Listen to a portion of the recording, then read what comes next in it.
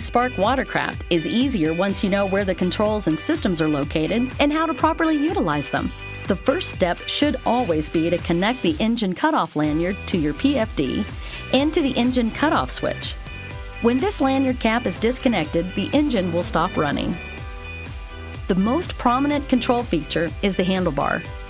The handlebar controls the direction of the watercraft. During forward operation, turning the handlebar to the right or starboard steers the watercraft to the right. Turning the handlebar to the left or port steers the watercraft to the left. Your day truly starts and stops with the engine start-stop button located on the left side of the handlebars and is pushed with the left thumb to both start the engine and turn it off. Remember, the engine cutoff lanyard must be attached before the engine will start. The throttle lever is located on the right side of the handlebar, electronically controlling the engine speed. To increase or maintain watercraft speed, pull on the throttle lever with your index finger and release the lever to decrease your speed.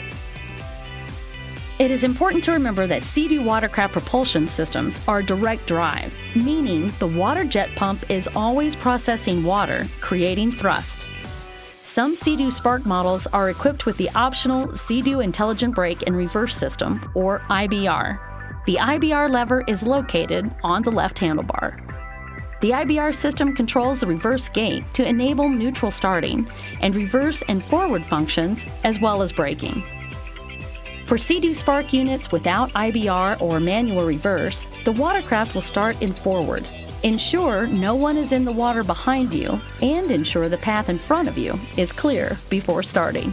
When the IBR-equipped Sea-Doo watercraft is started, it automatically starts in the neutral position. To go into reverse, the IBR lever is pulled in and held, and when it's released, it will return to the neutral position. To activate the brake, the IBR lever is pulled. The braking input is relative to the amount the IBR lever is pulled, meaning the further the lever is pulled in, the greater the braking effect will occur. All Sea-Doo watercraft are equipped with BRP's Intelligent Throttle Control System, or ITC, and the mode button accesses ITC information. On the Sea-Doo Spark, the mode button is the orange button located directly below the Multifunction Digital Information Center. This button is used to activate or deactivate sport mode, available only on Sea-Doo Spark models powered by the Rotax 900 HO Ace engine option. Touring mode is a default mode and provides a very smooth linear power delivery upon acceleration and is ideal when riding with passengers or while touring.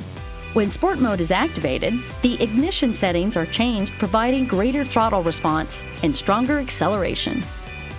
To activate sport mode, simply push the mode button once until a beep is heard.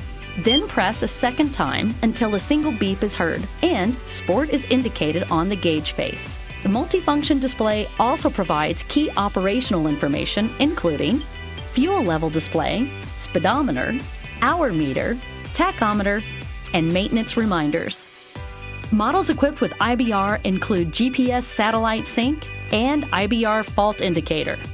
For more information on the indicators, controls, and functions of your Sea-Doo watercraft, visit the owner section at seadoo.com.